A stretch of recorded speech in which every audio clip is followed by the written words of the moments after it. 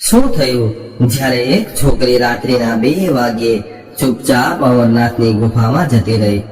નમસ્કાર, પ્રણામ, સ્વાગત છે તમારો એક નવા વિડીયોમાં.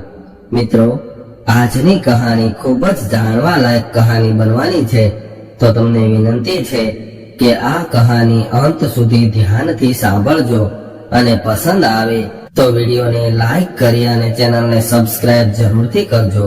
અને તમે મહાદેવને માનતા હોય તો કોમેન્ટ બોક્સમાં હર હર મહાદેવ જરૂરથી લખી દેજો, જેનાથી મહાદેવની કૃપા આપણા પર નિરંતર બનેલી રહે.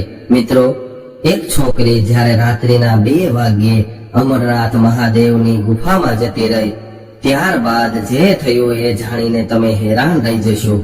મિત્રો, ધરતી પર સ્વર્ગ કહેવાતું કાશ્મીર અને એ કાશ્મીરમાં સ્થિત ભગવાન શ્રી અમરનાથ મહાદેવની પવિત્ર ગુફા, અને આ ગુફામાં દર વર્ષે પ્રાકૃતિક હિમ શિવલિંગની પૂજા કરવામાં આવે છે. આ ગુફાની અંદર દર વર્ષે બરફના શિવલિંગનું પ્રાગટ્ય કુદરતી રીતે જ થાય છે. જો કે અમરનાથની ગુફામાં ઉપરથી પાણી ટપકે છે અને આ પાણીથી જ દર વર્ષે 10 ફૂટ લાંબા શિવલિંગનું નિર્માણ થાય છે. અને આ વાત કોઈ ચમત્કારથી કમ નથી, પરંતુ સૌથી મોટી આશ્ચર્યની વાત એ છે કે અહીંયા પ્રગટ થયેલું શિવલિંગ ખૂબ જ કઠોર બરફનું બનેલું હોય છે અને એની આસપાસમાં હંમેશા કાચો બરફ બને છે.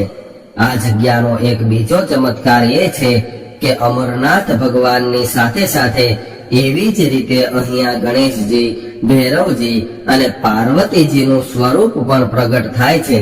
આ સ્વયંભૂ જ્યોતિર્લિંગના નિર્માણમાં સૌથી પહેલા બરફની એક ટેકરી બને છે અને એ ટેકરી 15 દિવસ સુધી લગાતાર વધતી જાય છે અને અંતમાં 2 ગજ કરતા પણ ઊંચું શિવલિંગ તૈયાર થાય છે. અને ત્યારબાદ જેવી રીતે ચંદ્રમા ઘટે છે એવી જ રીતે આ શિવલિંગનો આકાર પણ ઘટવાનું શરૂ થાય છે.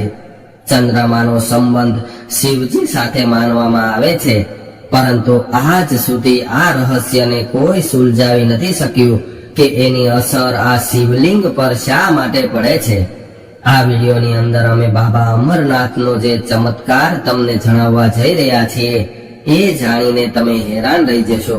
આ વાત છે સન 2019ની. 1 જુલાઈ 2019 થી બાબા અમરનાથની યાત્રા શરૂ થવાની હતી અને નિશા શર્મા નામની એક છોકરી ઘણા સમયથી અમરનાથ જવાની તૈયારી કરી રહી હતી. નિશાએ અમરનાથની સ્વયંભૂ જ્યોતિર્લિંગ વિશે ઘણું બધું સાંભળ્યું હતું, એટલા માટે એ અમરનાથની યાત્રા કરવા માંગતી હતી. ત્યારબાદ એ દિલ્હીથી શ્રીનગર જવા માટે રવાના થઈ અને શ્રીનગરથી અમરનાથ માત્ર 122 કિલોમીટર દૂર છે. પરંતુ હિન્દુ માન્યતા શું કહે છે જરા એ પણ ધ્યાનથી સાંભળી લ્યો. જ્યારે પણ આપણે અમરનાથ યાત્રા પર જવું હોય તો સૌથી પહેલા પહલગામ પહોંચવું પડે છે અને એ અમરનાથની ગુફાથી 96 કિલોમીટર દૂર છે. નિશા જ્યારે પહેલગામ પહોંચી ત્યારબાદ ત્યાં એણે આરામ કર્યો અને એવું કહેવાય છે કે ભગવાન શિવજીએ પણ પોતાની આ યાત્રામાં અહીંયા જ આરામ કર્યો હતો અને અહીંયા જ ભગવાન શિવજીએ પોતાની સાથે રહેલા નંદીજીને છોડી મૂક્યા હતા. નંદીને અહીંયા છોડીને મહાદેવ આગળ વધ્યા હતા.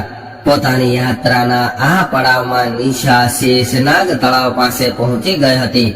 શેષનાગ તળાવ એક ખૂબ જ સુંદર તળાવ છે. આ જગ્યાએ જ ભગવાન શિવજીએ પોતાના ગળામાં રહેલા સર્પોને છોડી દીધા હતા. એટલા માટે આ તળાવને શેષનાગ તળાવ કહેવામાં આવે છે.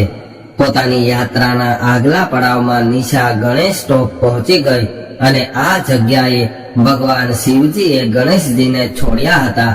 અને આ યાત્રાનો અંતિમ પડાવ પંચતરણીના નામથી જાણવામાં આવે છે.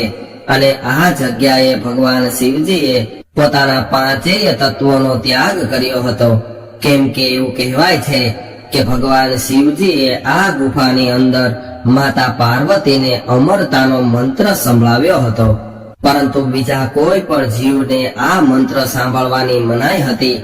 એટલા માટે એક એક કરીને ભગવાન શિવજીએ રસ્તામાં પોતાની સાથે રહેલા બધા જ જીવો તેમજ બધી જ વસ્તુઓનો ત્યાગ કર્યો હતો, પરંતુ એવું કહેવાય છે કે એ સમયે આ ગુફાની અંદર મહાદેવ અને માતા પાર્વતી સિવાય એક કબૂતરની જોડી મોજૂદ હતી. અને જ્યારે ભગવાન શિવજીએ માતા પાર્વતીને આ અમરતાનો મંત્ર સંભળાવ્યો ત્યારે આ બંને કબૂતરોની જોડીએ પણ આ મંત્ર સાંભળી લીધો અને એ બંને કબૂતરો હંમેશા માટે અમર બની ગયા. એવું કહેવાય છે કે કદાચ તમે અમરનાથની યાત્રા કરવા નીકળો છો અને ત્યાં તમને આ કબૂતરોની જોડી ક્યાંય જોવા મળે તો આ વાત તમારા માટે ખૂબ જ શુભકારી માનવામાં આવે છે. અને એવું સમજી લેવું જોઈએ કે સ્વયં સાક્ષાત ભગવાન શિવજી અને માતા પાર્વતીના દર્શન તમને થઈ ગયા છે.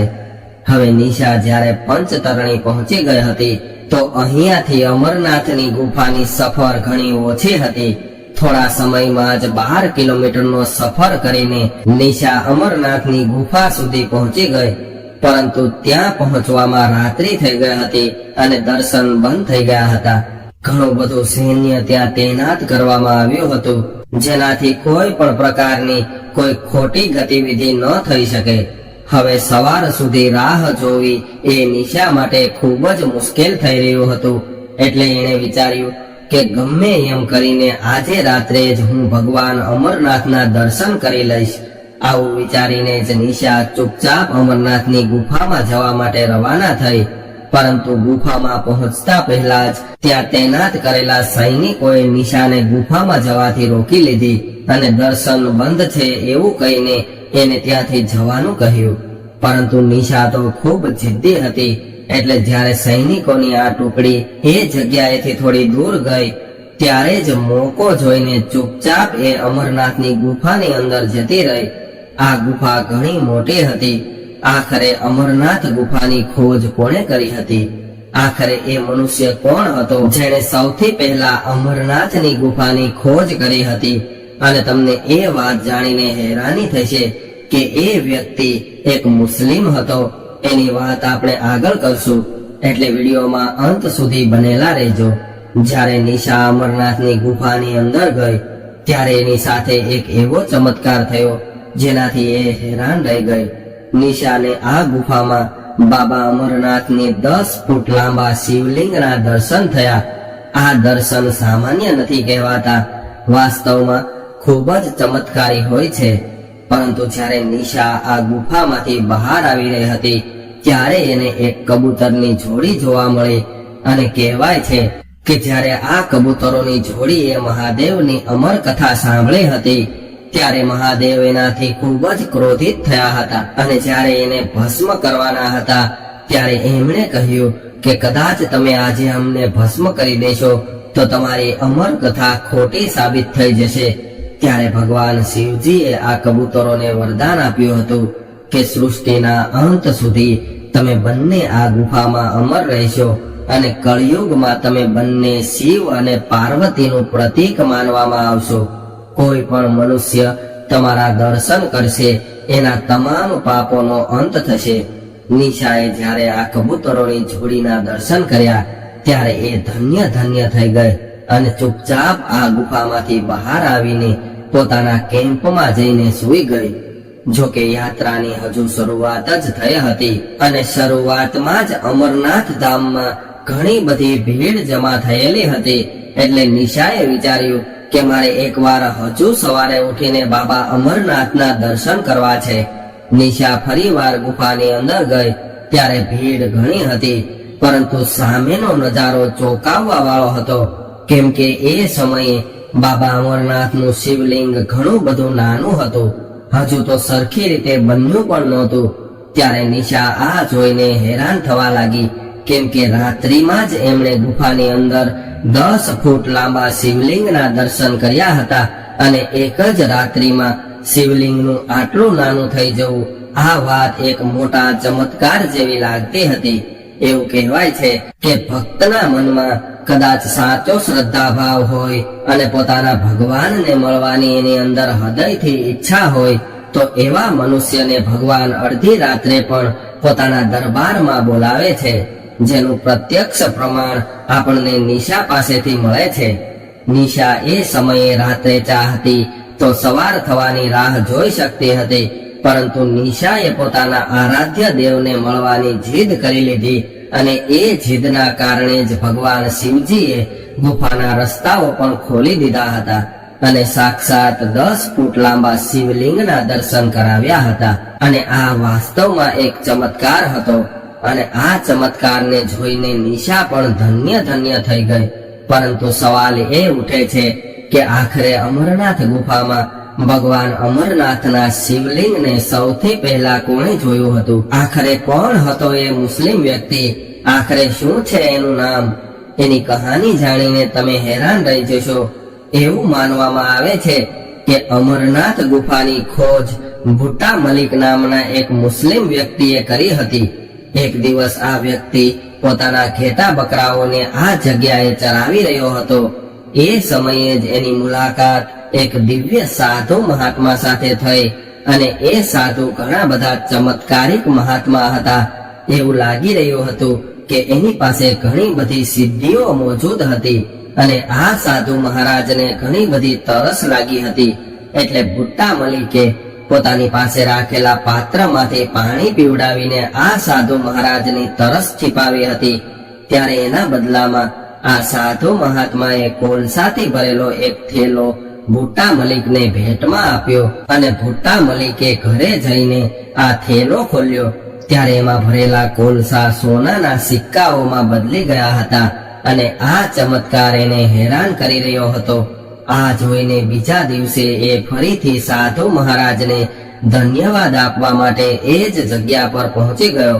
પરંતુ મહાદેવનો ચમત્કાર એટલો મોટો હતો કે એ જગ્યાએ સાધુના બદલે એને એક ખૂબ મોટી ગુફા જોઈ અને જ્યારથી આ ગુફાની ખોજ થઈ છે એના 3 વર્ષ બાદથી જ ભગવાન અમરનાથની યાત્રા શરૂ થઈ હતી. કહેવાય છે કે આ ભુટ્ટા મલિકના જે વંશજો છે એ લોકો આજે પણ અમરનાથ ગુફાની રક્ષા કરે છે અને એ લોકો આ ક્ષેત્રમાં જ રહે છે. એક પૌરાણિક કથા એવું પણ કહે છે કે અમરનાથ ગુફાના સૌથી પહેલા દર્શન મહર્ષિ ભૃગુ દ્વારા કરવામાં આવ્યા હતા. એક કથા અનુસાર જ્યારે કાશ્મીર ઘાટી પૂરી રીતે પાણીમાં ડૂબવાની હતી, જ્યાં આજે અમરનાથની ગુફા મોજૂદ છે, ત્યારે મહર્ષિ કશ્યપે નદીઓ દ્વારા આ પાણીને બહાર કાઢવાની કોશિશ કરી અને આવી રીતે કાશ્મીર ઘાટીમાંથી પાણી બહાર કાઢવામાં આવ્યું હતું. એ સમયે જ મહર્ષિ ભૃગુ હિમાલયની યાત્રા કરતા કરતા આ રસ્તેથી નીકળી રહ્યા હતા અને તેઓ તપસ્યા કરવા માટે કોઈ શાંત જગ્યા શોધી રહ્યા હતા. ત્યારે જ તેઓ આ અમરનાથની ગુફામાં પહોંચી ગયા અને જ્યાં એને ભગવાન અમરનાથના દર્શન થયા અને ત્યારથી જ દર વર્ષે ભગવાન અમરનાથની પવિત્ર ગુફાના દર્શન કરવા માટે લાખો ભક્તોની ભીડ જમા થાય છે. તમને શું લાગે છે, આખરે આ બંને કહાનીઓમાંથી કઈ ઘટના સત્ય હોઈ શકે છે?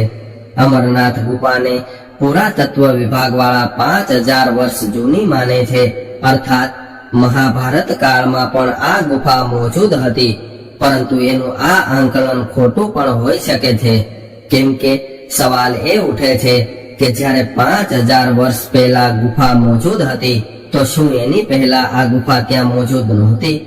હિમાલયના પ્રાચીન પહાડોને તો લાખો વર્ષ જૂના માનવામાં આવે છે અને એમાં કદાચ કોઈ ગુફા બનાવવામાં આવી હશે તો એ ગુફા પણ હિમયુગના સમયમાં બનાવવામાં આવી હશે અને એ આજથી 13000 વર્ષ પહેલા માનવામાં આવે છે.